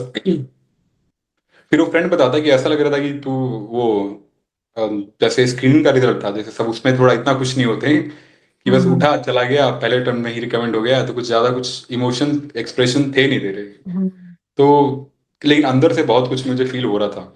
एक मतलब एक सेकंड में ऐसा लगता है ना कि आपका पूरा जर्नी ऐसे ना एक स्नैपशॉट में से आंखों के सामने से गुजर गया। हम्म, आप बहुत कुछ फील कर जाते हो कि वो सारा जो भी आप वापस जाते थे बिना टिकट के, वो सारी जर्नी सब एक सेकंड में जैसे आंखों के सामने से गुजर जाता है ना, और सब फील होता है आपको कि हाँ यार ये इतना कुछ हुआ। उसके बाद फाइनली जाके अभी मैं उसको याद कर रहा हूँ तो थोड़ा मेरे को से गूज़बम्प आ रहे हैं मेरी मेरे देख पा रहा हूँ मैं। तो हम्म, वो अंदर से मैं बहुत खुश हुआ, लेकिन बाहर में कुछ ज्यादा शो करा नहीं मैंने। और फिर उसके बाद असेसर आए, वो एक GTO, welcome to the family, we are family now. तो मुझे बहुत अच्छा लगा कि फाइनली मैं जहाँ जाना चाहता था आ गया हूँ यहाँ पे। फिर असेसर सारे आते हैं, आपसे हैंडशेक करते हैं, आपसे मिलते हैं, आपको अलग कर देते हैं आपके दोस्त बाहर। उनको हम्म, मैंने गुड बाय करा। फिर फोन मिलता है सबको कि जल्दी से घर पे इन्फॉर्म करो। और मेरे घर पे तो सबको आदत पड़ चुकी थी वही कि नहीं, मैं फोन करता ही नहीं था उनको वो समझ जाते थे कि नहीं हुआ है। शाम तक जब वो करते थे बताता था कि हाँ मैं वापस आ रहा हूँ। फिर उस दिन मैंने फोन करा तो वो भी बहुत खुश हुई। मम्मी को फोन किया मैंने, मम्मी बहुत खुश हुई, मम्मी ने पापा को बताया, सबको बताया घर पे। तो बहुत खुश थे। और उसके बाद फिर हमें, उसके बाद फिर ऐसा लगता है कि इस दुनिया में अगर कोई सबसे ज्यादा खुश इंसान है तो मैं हूँ सबसे हम्म, टॉप पे कोई है, आज कोई ऊपर नहीं है, आज सबसे ऊपर मैं हूँ। क्योंकि ऐसा लगता है कि आपने इतनी बड़ी चीज अचीव कर ली है कि इससे ज्यादा अगर अभी मुझे भगवान भी आके पूछे कि और क्या चाहिए, मैं बोलूँगा कुछ नहीं चाहिए अब बस यही ज्यादा, अब मेरे लाइफ का कोई मकसद रहा ही नहीं। अब इसके हम्म, आगे करना क्या है, मुझे यही था, बस रिकमेंड होना था। क्योंकि हम्म, 7 साल से बचपन से यही सोच रहा था कब होऊंगा रिकमेंड, कब होऊंगा। और हम्म, फाइनली जाके हुआ। तो अम, वो मोमेंट मैं अभी भी मतलब याद करता हूँ। कुछ अच्छी मेमोरीज होती हैं जिसे आप याद करके खुश होते हो, तो मैं कभी भी याद करता हूँ तो मुझे बहुत खुशी होती है कि चलो कम से कम मैं वो फीलिंग को, उस मोमेंट को मैं जी पाया कि कैसा होता है रिकमेंड होना। वो भी हार्डकोर रिपीटर जिसको सब बोलते हैं कि ये बहुत मुश्किल है इनका रिकमेंड होना। तो खुशी हुई। उसके बाद मेडिकल के फॉर्म्स वगैरह, बहुत बैकग्राउंड चेक के फॉर्म्स वगैरह होते हैं, उसमें हम बिजी हो गए। और फिर नेक्स्ट डे हमारा army MH military hospital Jalandhar में हमारा मेडिकल स्टार्ट हुआ। फर्स्ट डे हमारा जो भी रूटीन चेकअप होता है, सैंपल वगैरह लिया, अल्ट्रासाउंड हुआ। तो अल्ट्रासाउंड में मुझे जो मैम थी वहाँ पे, हम सबका बारी बारी गए, एक एक मिनट में उनका चेक करा और भेज दिया। मुझे जब मैं लेटा तो उन्होंने चेक करा, फिर लेफ्ट में आए, लेफ्ट में रुक गए, बार बार उसे वो उसको स्टूल को चेक करें आगे पीछे। मुझे लगा कि मुझे मेरे लिए इतना टाइम क्यों लग रहा है। फिर वो बार बार चेक कर रहे हैं कि यहाँ पे क्या है, बार बार स्क्रीन को देख रहे हैं।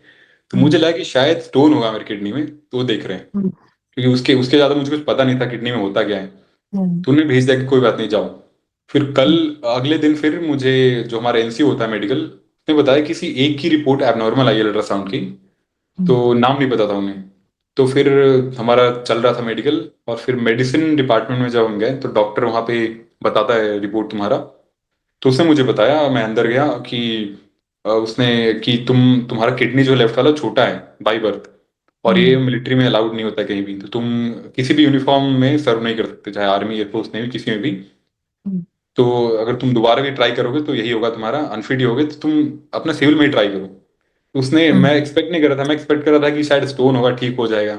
उसने सीधे मना कर दिया कि ये परमानेंटली वो डिसेबिलिटी है फौज के लिए, तो तुम जहाँ हो वहीं पे ट्राई करो। तो इसको मैं प्रोसेस नहीं कर पाया कि अभी इतना लंबा जर्नी खत्म हुआ था और वापस से ये अनएक्सपेक्टेड चीज आ गई यहाँ पे। तो जो मेरा एक्सप्रेशन जो जाना चाह रही थी इमोशन रिकमेंडेशन में, वहां पे बिल्कुल न्यूट्रल था। सारा इमोशन यहाँ निकला मेरा जब डॉक्टर ने ये बोला।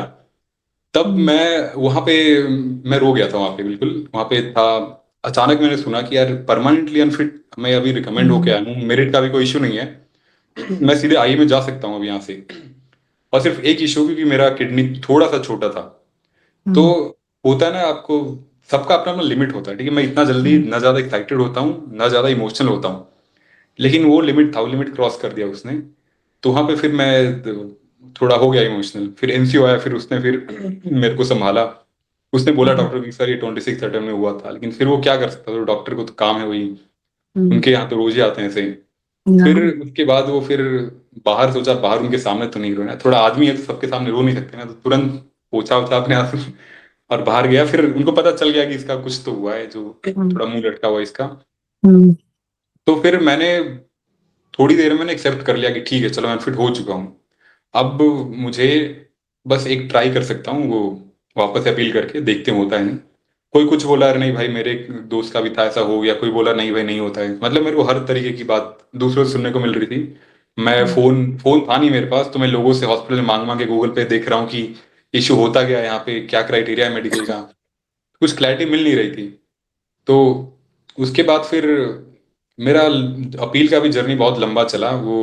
उसमें कभी मेरे को होप मिलता, कभी डॉक्टर बोलता कि हाँ हो जाएगा, कभी फिर बोलता कि नहीं नहीं ये तो मुश्किल है, ऐसे करते करते लास्ट में आरआर में मुझे बहुत सारे मेडिकल चेकअप हुआ, बहुत लंबा हुआ। और फिर वहां से मुझे फाइनली मुझे अनफिट ही हो गया मैं वहां पे। हम्म। हाँ तो और फिर मैंने दोबारा ट्राई करा कि शायद इस बार एक दो सेंटीमीटर का फर्क था, तो शायद मशीन में कुछ ऐसा गलत रिपोर्ट आ जाए, थोड़ा बहुत ऊपर नीचे हो जाए। हम्म। लेकिन फिर बैंगलोर गया, वो सेम सेम ही स्टोरी वापस से रिपीट हुई, और वहां पे भी रिकमेंड हुआ, और सेम एक ही इशू था मेरे में मेडिकल में, और वो था कि परमानेंटली उसे ठीक नहीं कर सकते। तो फिर दूसरे अटेम्प्ट के बाद मैंने दोबारा ट्राई नहीं करा, और मैं एक्सेप्ट कर लिया, और मैंने अपने उस लाइन को छोड़ ही दिया। फिर मैं अपने आईटी सेक्टर में ही सोचा कि यहीं पे कुछ कर दें आगे। अच्छा। Yeah. मुझे ऐसा लगता है कि मतलब इतनी लंबी जर्नी करने के बाद ऐसा कुछ एक भी पॉइंट पे अगर कोई फेलियर एक्सपीरियंस करता है, मैं इसको फेलियर तो बिल्कुल भी नहीं कहूंगी, मैं इसको कहूंगी एक्सपीरियंसेस लर्न, या फिर ये एक जर्नी है। आई थिंक वो जर्नी अभी तक खत्म नहीं हुई है आपकी, मयंक। हम्म। वो वो खत्म नहीं होगी, जब तक हम हैं तब तक वो जर्नी चल रही है। एंड तो मुझे एस एस इतना पी। पता है कि आपको इससे सीखने को बहुत कुछ मिला होगा। मतलब आई थिंक इतना आप रिजिलियंट हो गए होगे कि अब आपको, आई डोंट थिंक कोई भी चीज रोक सकती है, किसी भी हाँ टास्क में देखो, आप रुक नहीं सकते हो अब।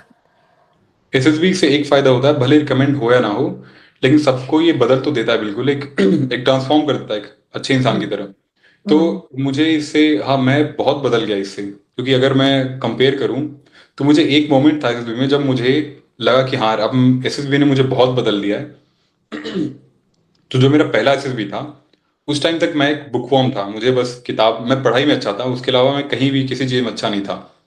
और मैं अपने ग्रुप में था, तो मुझे ऐसा लग रहा था कि अगर इनको शायद पता भी नहीं होगा कि कोई मयंक यहाँ पे एग्जिस्ट करता भी है, अगर मैं ग्रुप में ना भी हूँ तो इनको पता नहीं चला कि कोई मयंक था भी यहाँ पे। हम्म। क्योंकि अगर आप हो ना असर्टिव नहीं हो, आप ज्यादा बोलते नहीं हो, आप ज्यादा इम्पैक्ट नहीं डाल पाते लोगों में, हम्म। आप में कुछ है नहीं, आपकी पर्सनालिटी जीरो है, तो हम्म। आप साइड में ही रहते हो ऐसे ही। Yeah. और फिर मेरा लास्ट ऐसे भी बैंगलोर में था, तो वहां पे जब उस टाइम तक ना सब मेरे को नोटिस करते थे, ग्रुप में भी सब मेरे से आके बात करते थे, तो धीरे धीरे बदल जाता है ना पर्सनालिटी। हम्म। तो सब मेरे से बात करते थे, मेरे बहुत दोस्त भी बनते थे, और मैं ग्रुप में रहता था कि हाईलाइट कि हाँ भाई ये बंदा है, इसका हो सकता है, सब मुझे करते कि हाँ तेरा हो जाएगा। हम्म। फिर कॉन्फ्रेंस से पहले एक दिन शाम को, रात को ना लाइन में हम खड़े होते हैं, वो फॉल इन होता है, एनसीओ आके कुछ टाइम पास करते हैं, ऐसे इधर उधर की बातें करते हैं, मजाक हम्म। मस्ती।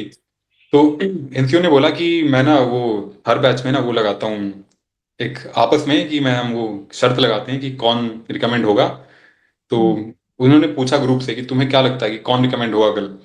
तो मेरा पूरा जो बैच था उन सब ने मेरा 16 या 17 था, तो मेरा नाम लिया कि हाँ ये लड़का रिकमेंड होगा। तो मुझे ऐसे रियलाइज हुआ कि मुझे अपना जीटीओ ग्रुप नहीं, पूरा एसएसबी का बैच ही मुझे इनको लग रहा है कि मैं रिकमेंड हो सकता हूँ इन पूरे भीड़ में, इनको मैं सही लग रहा हूँ कि हाँ ये सबसे डिजर्विंग बंदा है। तो मुझे याद है कि एक बार कहाँ वो एफएसबी देहरादून में मुझे कोई याद भी नहीं कर रहा था कि मैं है भी हमारे ग्रुप में, और आज हम्म। पूरा भीड़ मुझे इनको लग रहा है कि यही बंदा है डिजर्विंग, ये होगा, मतलब कुछ तो उन्होंने ऑब्जर्व करा होगा। हम्म। तो ये शायद ट्रांसफॉर्मेशन एसएसबी की वजह से ही आया, क्योंकि मुझे बहुत पब्लिक स्पीकिंग, मेरा सबसे बड़ा फियर था पब्लिक स्पीकिंग। फिर हम्म। मैं देखता था कि अब लेक्चरेट, पहले मुझे लगता था कि लेक्चरेट किस दिन है, इस दिन मैं कैसे 3 मिनट निकालूंगा, उस Yeah. 3 मिनट का वेट करता था कि बस ये निकल जाए, उसके बाद तो जिंदगी आसान है। Yeah. फिर आखिर में ऐसा होता था कि लेक्चर के बारे में सोचता भी नहीं था कि अच्छा लेक्चर है अगला, ठीक है जो भी टॉपिक होगा, बस कोई भी टॉपिक आ जाए मैं बोल देता था। इतना उसको मैं इतना डरना छोड़ दिया उससे, क्योंकि बहुत नॉर्मल हो गया था, कहीं भी बोलना हो, कुछ भी बोलना हो, मैं कुछ प्रिपेयर करके नहीं भी जाता, लेकिन फिर आपको एक आपकी वो माइंड का क्रिएटिविटी, कि आपको हम्म, नहीं पता कुछ भी लेकिन फिर भी आप कुछ ना कुछ बना के बोल सकते हो आप चुप ग्रुप के नहीं सामने। रहोगे। हाँ, आप बिल्कुल, एक होता है ना फ्रीज हो जाना, ब्लैंक हो जाना, वो आप नहीं होते कहीं भी। तो वो ये सब चीजें कुछ मेरे में बदलाव जो मैंने अपने अंदर महसूस की, तो मुझे लगा कि ठीक है चलो, फिर मैंने मुझे एक अच्छा इंसान बनाया तो सही। अगर मैं अब कहीं भी भीड़ के सामने कुछ भी बोल सकता हूँ, कॉन्फिडेंट फील करता हूँ, ऐसा नहीं होता कि मुझे कहीं किसी से इन्फीरियर फील होता है। अब ये होता है जब अगर रिकमेंड हो जाओ तो आपको, इसको एरोगेंस नहीं बोलेंगे, लेकिन आपको लगता है कि नहीं भाई, इतना आसान तो नहीं था, अगर मैं ये सरवाइव कर सकता हूँ तो। या हाँ, तो ठीक है, मुझे फिर वो आपको होता है, आप जबरदस्ती नहीं ऐसे फील करते कि मैं दूसरों से बड़ा हूँ, आप बस कंपेयर करना छोड़ देते हो कि नहीं, मेरी जर्नी थी, मुझे पता है मैंने क्या करा है, मेरा लेवल क्या था। तो मुझे अब किसी से खुद को कंपेयर करने की जरूरत नहीं है। मैं कंपेयर करता हूँ अपने 7 साल पीछे वाले मैं को और आज के वाले मैं से, तो उससे तो मैं बहुत आगे हूँ। तो बस मैं अपने में ही रहता हूँ, दूसरों से कंपैरिजन, ये सब, इन सब से ही आपको थोड़ा कॉन्फिडेंस लो होता है, तो वो सब करना आप छोड़ देते हो। या and the journey also teaches you कि आपका फाइट यू वर्सेस यू ही है, यू वर्सेस बिल्कुल। देम नहीं है। बिल्कुल। You have come here alone and आपको अकेले जाना है, ये आपकी जर्नी है। You have to singularly no कि आपको कैसे इसको वे फॉरवर्ड देखना है, कैसे पॉजिटिवली देखना है। और फौज की प्रिपरेशन ने ये तो जरूर सिखाया कि हर चीज को पॉजिटिव अप्रोच से देखो, पॉजिटिव और प्रैक्टिकल। बिल्कुल। चाहे स्नेक आए, चाहे डेड बॉडी दिख रही है, आपको उसमें पॉजिटिव तरीके से ही निकालना है उस स्टोरी को।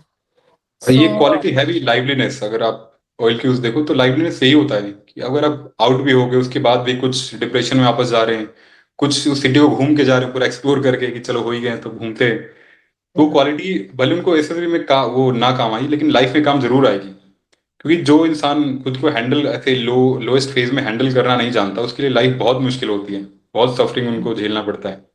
जो इंसान लाइवली है, हर चीज को सीरियसली नहीं लेता है कि nothing is the end of life, तो वो इंसान भली फौज के बाहर है लेकिन खुश रहेगा। या इंडीड मयंक, आपके पास बहुत ही ज्यादा विजडम है क्योंकि आपके पास बहुत ज्यादा एक्सपीरियंस है। एंड मुझे लिटरली मतलब एज अ पर्सन बहुत अच्छा लगा आपके साथ इंटरेक्ट करके और ये सेशन होल्ड करके। Thank you so much for joining and with this we will call this session of.